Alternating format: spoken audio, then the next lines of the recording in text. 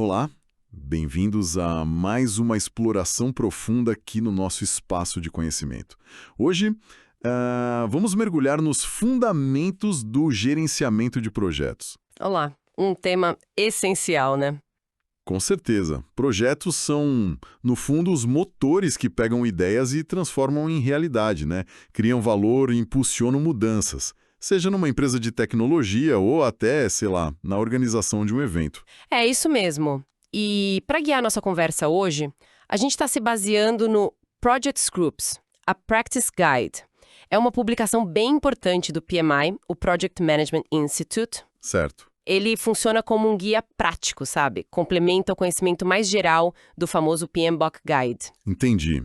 Então, nossa missão aqui hoje é ir um pouco além das definições de livro, né?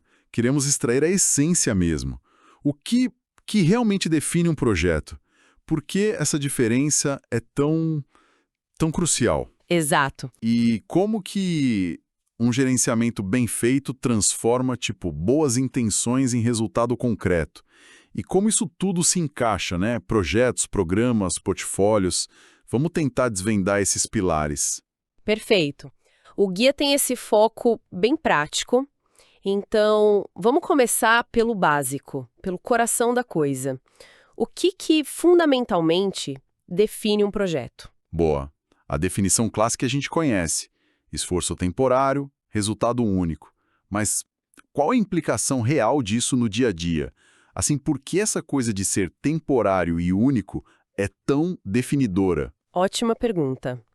Porque essa definição separa um projeto de forma radical das operações do dia a dia de uma empresa. Sabe, operações são repetitivas, elas mantêm o negócio rodando. Certo, arroz com feijão. Isso. Já os projetos são únicos. Eles criam algo novo ou mudam alguma coisa que já existe. E essa natureza, né, temporária e única, exige uma abordagem de gerenciamento específica, focada em começo, meio e fim, com objetivos claros, entregas bem definidas. Entendi. Então não é só uma definição teórica, é o que justifica ter uma disciplina própria para isso. Faz sentido. E o propósito dessas entregas, os deliverables, qual é o foco? O propósito é sempre alcançar objetivos específicos que foram definidos. As entregas são o meio para chegar lá. Podem ser um produto, tipo um aplicativo novo, um serviço que foi melhorado, ou um resultado, como, sei lá, a conclusão de uma pesquisa de mercado. Podem ser tangíveis ou intangíveis, mas precisam ser sempre verificáveis e únicos para aquele projeto. E a seguir de que projetos são motores de mudança. O guia fala bastante disso, né? Sim, tem até uma figura, a 1.1, que ilustra bem essa transição. Projetos são como uma ponte entre o estado atual da organização e um estado futuro que ela deseja alcançar. Certo. Eles não só implementam a mudança, eles são a forma principal como as organizações criam valor de negócio. Pode ser aumentar a receita, melhorar a eficiência, ou até coisas como reputação e impacto social. Faz todo sentido. E o que dispara o início de um projeto? O guia dá uns exemplos, né? Tipo, atender a novas regras ou aproveitar uma tecnologia nova. Parece que essa necessidade de se adaptar, de inovar, é um gatilho forte. Precisamente. Projetos nascem de necessidades e oportunidades bem variadas, sabe? Responder a demandas do mercado, implementar novas estratégias, resolver problemas ou até cumprir exigências legais ou sociais. Assim. Que exemplo da montadora criando carros mais eficientes por causa da falta de gasolina é clássico. Mostra bem como fatores externos acabam impulsionando a criação de projetos internos. Fica claro que eles estão por toda a parte.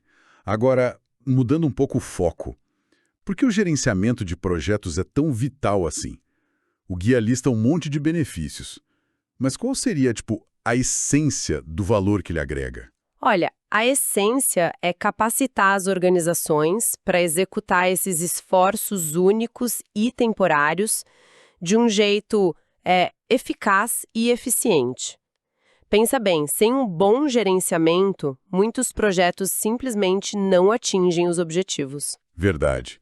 Estouram orçamento, atrasam. Exato. Ou não satisfazem quem está esperando o resultado, né? As partes interessadas. O gerenciamento traz estrutura, traz controle para esse caos potencial. Então é mais do que só organizar tarefas. É sobre aumentar a previsibilidade, as chances de dar certo? Exatamente. Ajuda a entregar o produto certo na hora certa, a resolver problemas de forma mais proativa e, um ponto crucial, a gerenciar as restrições que todo o projeto tem. Escopo, qualidade, cronograma, custos, recursos. Ah, o famoso malabarismo das restrições. O guia até menciona que mexer em uma, tipo aumentar o escopo, quase sempre afeta as outras. Na prática, qual dessas costuma ser o maior desafio para as equipes assim, pensando nos princípios do guia? Olha, é uma dinâmica bem complexa, né? Mas frequentemente o escopo é um ponto bem crítico. Aquele tal de scope creep, sabe? O aumento descontrolado do escopo. Sei bem. Ele pode desequilibrar rapidinho o cronograma e os custos. Um bom gerenciamento estabelece processos claros para controlar essas mudanças no escopo, garante que elas sejam avaliadas, aprovadas conscientemente e que o impacto nas outras restrições seja considerado. Não. A relação entre projetos, programas e portfólios. Como que o guia diferencia eles e por que essa distinção é importante estrategicamente falando? Essa distinção é fundamental, viu? Para alinhar o trabalho que a organização faz com os objetivos estratégicos dela. Recapitulando rapidinho. Projeto é único e temporário. Certo. Programa agrupa projetos que são relacionados entre si.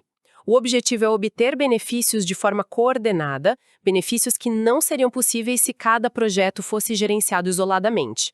Pensa na construção de um hospital novo. Boa analogia. Tem vários projetos aí. Construir o prédio, implantar o sistema de TI, contratar o pessoal, tudo isso gerenciado junto como um programa para entregar o hospital funcionando. E o portfólio seria o nível acima disso. Correto.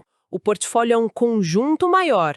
Pode ter projetos, programas, subportfólios e até operações do dia a dia.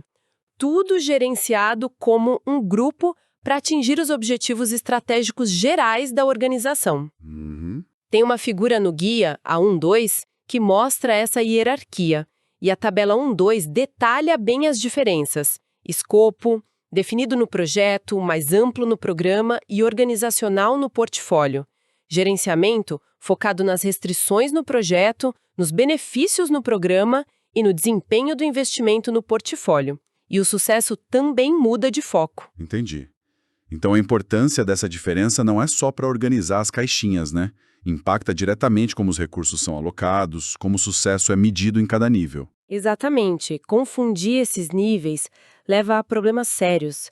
Tipo projetos que não têm nada a ver com a estratégia da empresa, recursos que são pulverizados em um monte de iniciativa de baixo valor, dificuldade de priorizar o que é importante. Faz sentido. O gerenciamento de projetos organizacional, o OPM, que o guia menciona, é justamente a estrutura que tenta integrar esses três níveis. Garante que a execução, projetos e programas esteja realmente empurrando a estratégia definida no portfólio para frente. Entendi.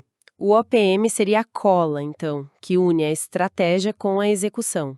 Falando em execução, como que os projetos acontecem na prática?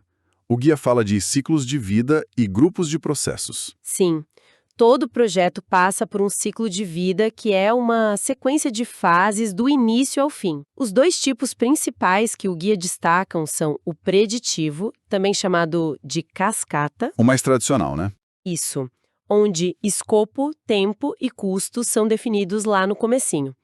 E o adaptativo, que inclui abordagens como ágil, iterativo, incremental. Nesse, o escopo vai evoluindo em ciclos curtos, o que permite mais flexibilidade para mudanças. E um ponto que o guia reforça bastante, planejamento existe nos dois tipos, certo? Só muda o jeito e a hora de fazer. Fundamental. Isso é muito importante. Não existe abordagem sem planejamento. No preditivo, ele é mais concentrado no início e geralmente liderado pelo gerente de projeto. No adaptativo, ele é contínuo, feito pela equipe a cada ciclo, a cada iteração. É mais uma questão de quando e como se planeja e não se planeja. Isso é bom para desmistificar aquela ideia de que ágil é bagunça, né? E os 5 grupos de processos: iniciação, planejamento, execução, monitoramento e controle e encerramento. O guia é bem claro que eles não são fases.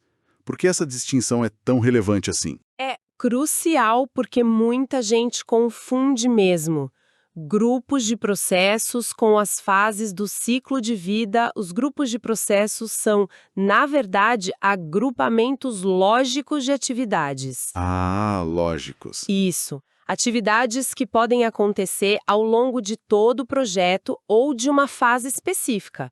Por exemplo, processos de planejamento podem ser super necessários durante a execução, se alguma coisa importante mudar.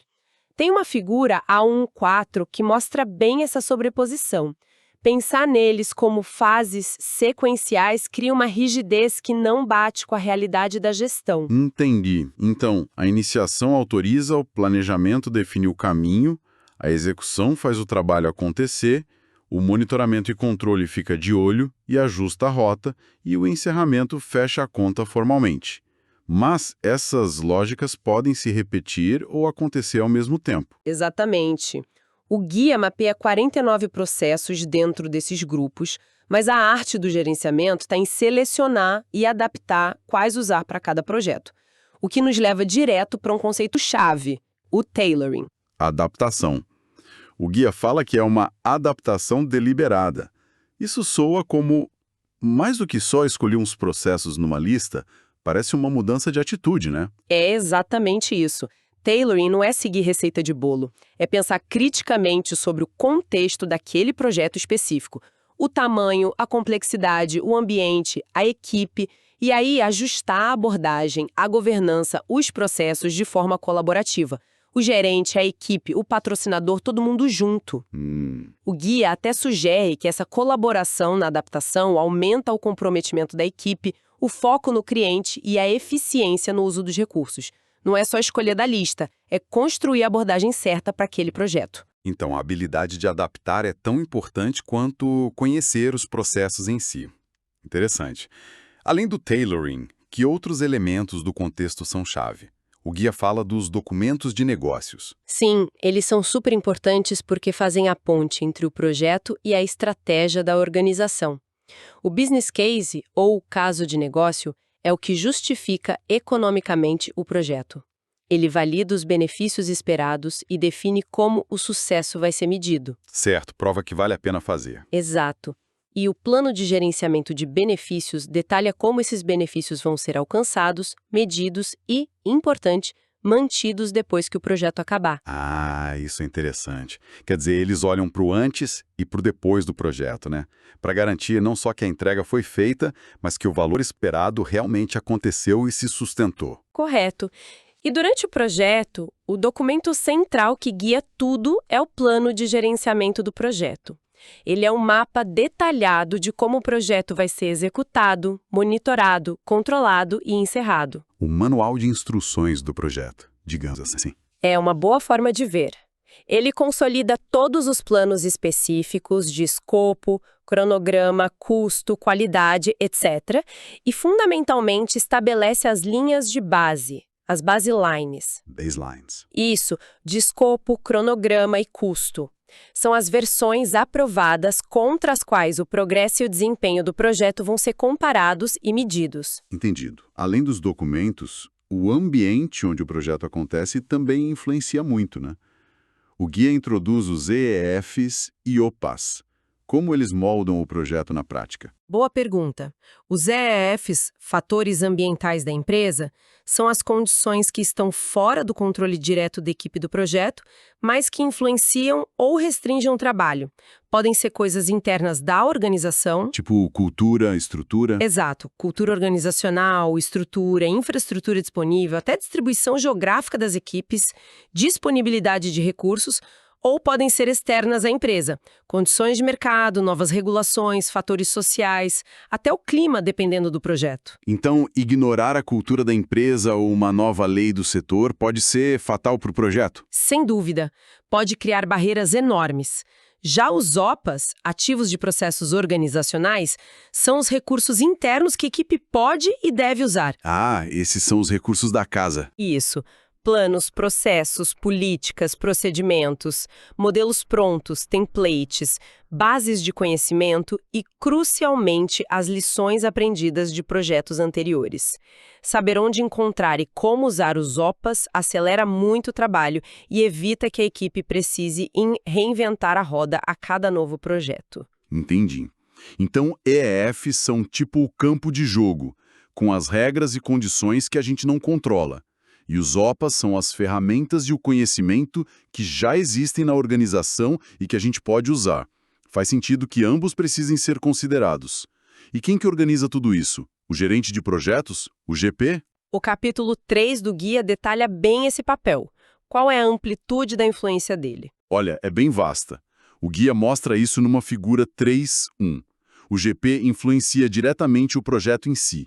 Lidera a equipe, busca atender os objetivos e as expectativas, equilibra aquelas restrições que a gente falou, comunica o tempo todo. Certo, mas a influência vai além. Influencia a organização, interagindo com outros gerentes, com o PMO, o escritório de projetos, se existir, garantindo o alinhamento com a estratégia, mostrando o valor do gerenciamento de projetos.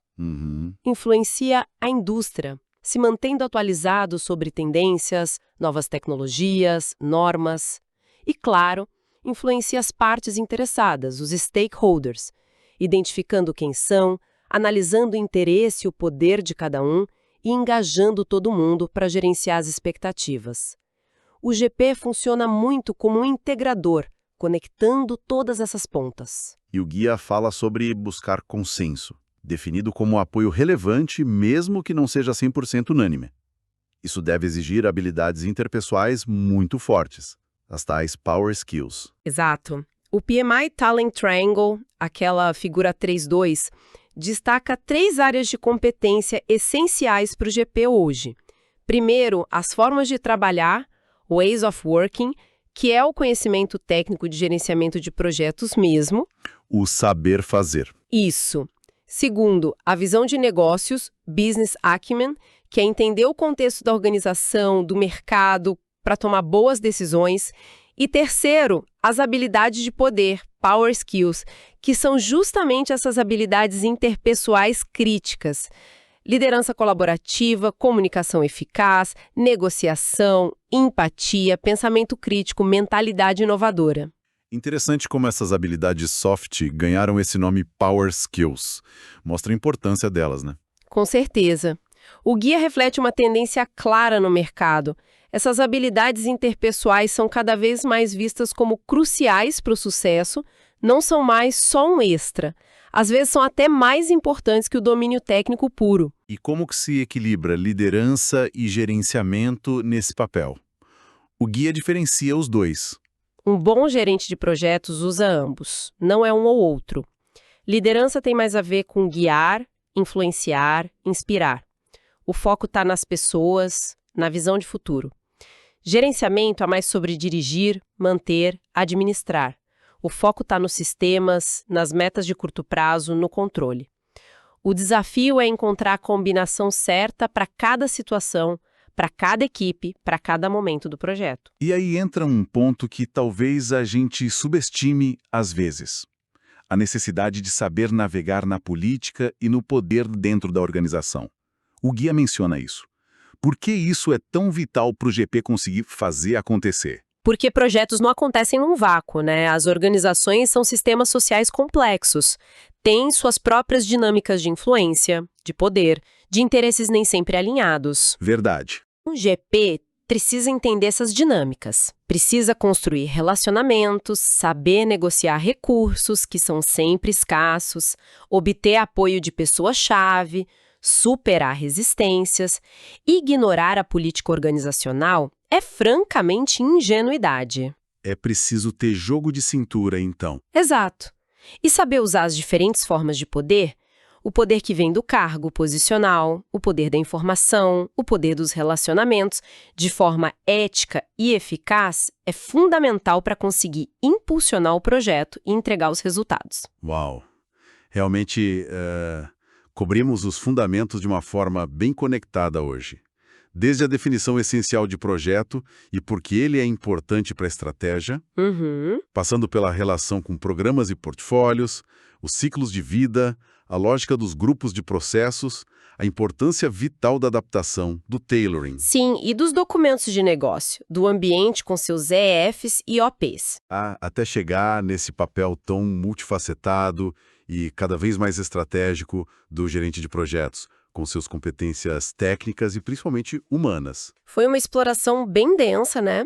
Mas acho que conseguimos conectar os pontos principais que o guia traz.